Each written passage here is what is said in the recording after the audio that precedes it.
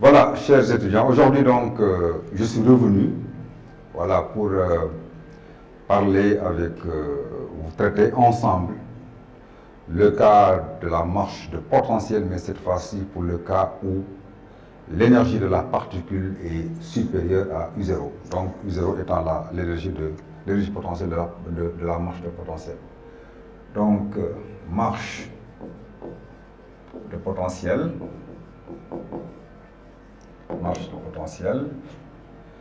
donc K où E est supérieur à U0. Alors, on utilise donc ce schéma pour illustrer donc la marche de potentiel. Ça c'est l'axe UX, l'axe des abscisses, 0.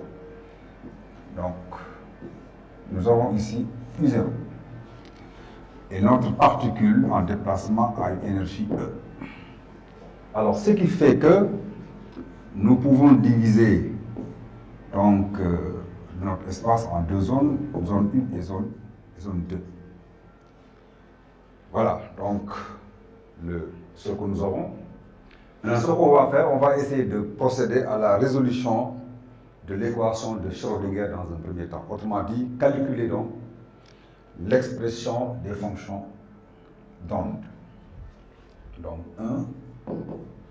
expression des fonctions d'onde.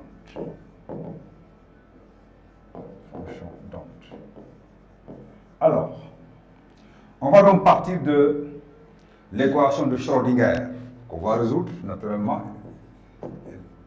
C'est moins h bar carré sur 2m laplacien de ici de x et de t plus u de x ici de x et de t, c'est égal à i h bar de ici par rapport au temps.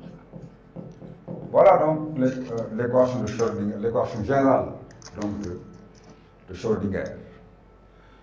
Alors, nous savons que ici, le Laplacien c'est moins h bar carré sur 2m delta plus ux.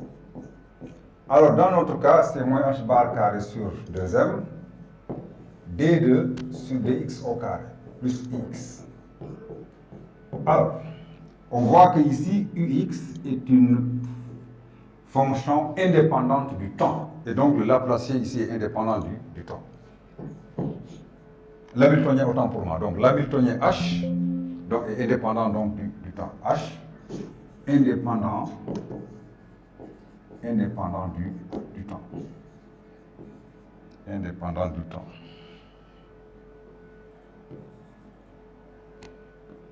Indépendant du temps. Voilà. Alors, h indépendant donc du temps, ça veut dire que la fonction ici de x et de t peut s'écrire sous cette forme. On va procéder par la méthode donc de séparation des variables. L'écrire sous cette forme. Voilà. IE h bar fois t. Donc voilà l'expression de ici. On l'injecte maintenant dans l'équation générale. Donc ça va donner moins h bar carré sur 2m d2 ici de x dx carré expo de moins IE h bar t plus ux phi x expo de moins IE h bar t, ça va donner I h bar. Alors on dérive donc par rapport au temps, donc ça va donner ici moins IE h bar phi x expo de moins IE h bar t. Alors on voit que ici d2 sur dx carré, ici c'est dx au carré, il n'agit que sur phi x, donc ça peut se simplifier. Voilà. Et donc, on aboutit à moins h bar carré donc sur 2m phi seconde de x plus ux phi x égale à HH, donc ça va se... Alors là, il y a un moins ici, c'est moins IH bar, excusez-moi. Si on dérive, ici c'est moins IH bar. Donc là, ça va donner E fois Px. Et donc, on va aboutir à... Donc, tout le monde voit, ça sera donc phi seconde de x moins 2m h bar au carré, multiplié par, on transpose, donc ça sera ux moins e, ux moins e, phi x est égal donc à 0. Voilà, parce qu'ici, on multiplie par l'inverse de moins 2m sur h bar, partout, de part et d'autre. Alors, donc, ceci va nous permettre donc de traiter, de résoudre donc l'équation de Schrödinger, en fait, zone par zone. Nous avons ici deux zones, la zone 1 et la zone 2. Donc, on va résoudre cette équation pour la zone 1, caractérisée par x égale x négatif et le fait que ux ici égale à 0. Et donc, on aura phi seconde de x plus 2me h bar au carré phi de x, c'est égal donc à 0. Et donc, on peut dire que phi seconde de x plus k au carré phi x égale à 0. Avec ici, k au carré étant égal à 2m sur h bar. Voilà, k au carré c'est une constante. La constante là, on peut l'appeler alpha au carré, petit a au carré, bêta carré. Donc, c'est une variable muette. Donc, l'appellation importe peu.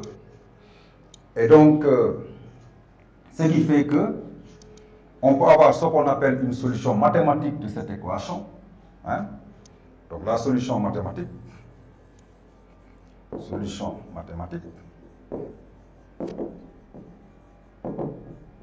on va dire que ici 1 de x va s'écrire a plus exponent i kx plus a moins exponent moins i kx. Si on se base sur, évidemment, les propriétés qui résistent dans les équations différentielles. Alors, la solution, ça c'est la solution donc mathématique. La solution physique, c'est quoi? Solution physique. On va dire donc phi x égale a. Là, on a a plus exposé i kx, ça s'identifie à une onde incidente qui se propage donc dans le sens des x croissants. Donc ce terme-là tient. Celui-ci, c'est une onde qui se propage dans le sens des x décroissants. Est-ce que maintenant c'est possible? Oui. Donc c'est un terme qu'il faut maintenir. Pourquoi? Parce que, imaginons notre onde. En fait, nous avons la particule. Mais rappelons que cette particule-là, elle est associée à une onde. Alors, cette onde donc est en propagation, il arrive jusqu'à x est égal à 0. Qu'est-ce qui va se passer? Évidemment, il y a une possibilité donc de réflexion due donc à à la barrière de potentiel en x est égal à 0. Donc, effectivement, il y a une possibilité donc de réflexion, c'est ça qui fait que donc, le terme a moins exposé moins kx est à maintenir. Et donc, ici, la solution physique s'identifie à la solution mathématique. Et donc, on va dire phi 1x i kx plus a moins exposé moins i kx. La solution physique s'identifie à la solution mathématique. Parce qu'il y a effectivement une barrière de potentiel. Donc, ce terme-là, ce terme de réflexion s'explique. Alors, ça, c'est la zone 1. Pour la zone 2, on va faire la même chose. Zone 2. Qu'est-ce qui se passe qu'est-ce qu'on a à la zone 2? X supérieur à 0. Et là, nous avons ux qui vaut u0. Et donc, si on remplace, donc là, on va remplacer phi seconde de x. Alors, cette équation, je pense, on peut, soit on la numérote, mais bon, on peut la laisser comme ça. Donc, phi seconde de x moins deuxième h bar, ux va devenir donc u0. Donc,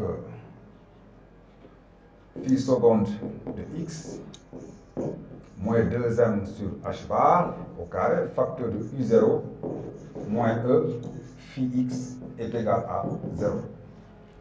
Et donc ça donne phi seconde de x plus 2m sur h bar e moins u0 phi x.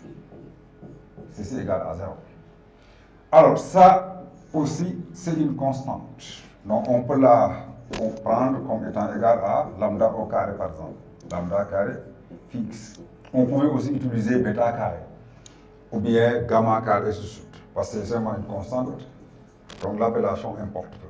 Donc 2m sur h bar au carré e moins u0. Bien. Et donc, voilà une équation à laquelle on aboutit. Donc équation différentielle.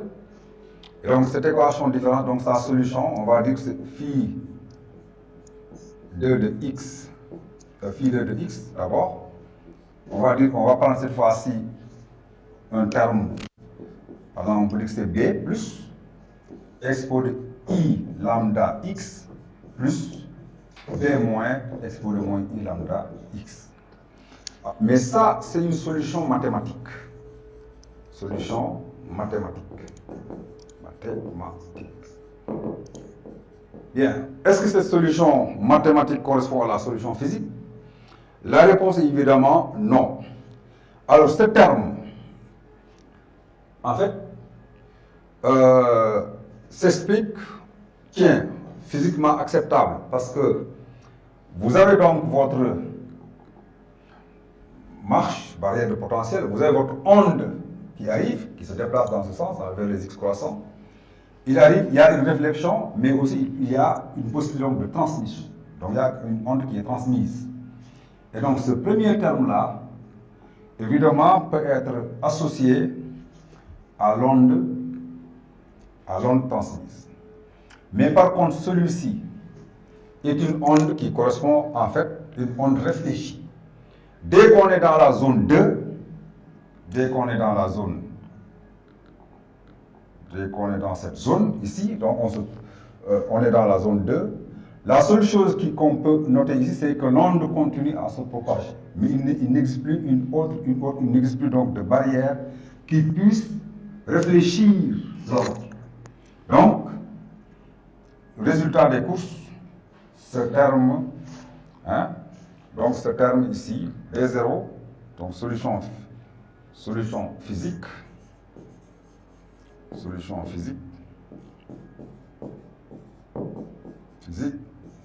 phi seconde de x sera égal à b plus expo de i lambda x, car b moins est égal à 0. Nous n'avons plus de barrière de potentiel dès qu'on dépasse x est égal à 0, donc l'onde ne peut plus être réfléchie. Donc voilà les solutions physiques et mathématiques. Donc ce qui fait que, voilà, donc globalement, dans la zone 1, phi 1 de x va s'écrire, c'est phi 1 de x fois expo de moins IE h bar t. Et on va dire que c'est a plus expo de ikx plus a moins expo de moins ikx que je multiplie par expo de moins IE h bar fois t. Ici 1 x de t. Ok.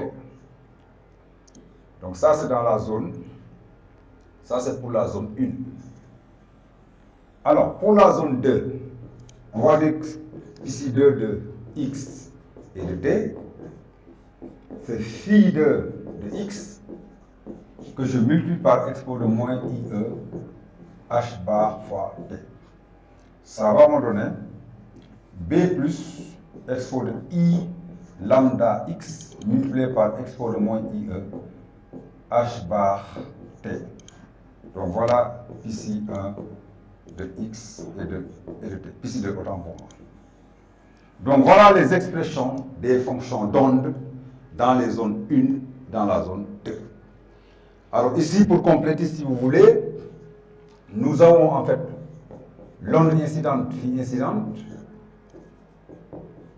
On va dire donc c'est égal à A plus expo de IK X fois expo de moins IE H bar T. L'onde réfléchie, c'est A moins expo de moins IK X expo de moins IE H bar fois le temps. Et l'onde transmise, phi transmis, de X et de T, c'est B plus expo de I lambda X fois expo de moins IE H bar T. Donc voilà les expressions. Donc, autrement dit ici, nous voyons qu'on a trois types d'ondes, une onde incidente, une onde réfléchie et une onde donc transmise. Voilà donc pour cette première partie. Voilà, donc la seconde va considérer le calcul de la densité des courants de particules. Je vous remercie.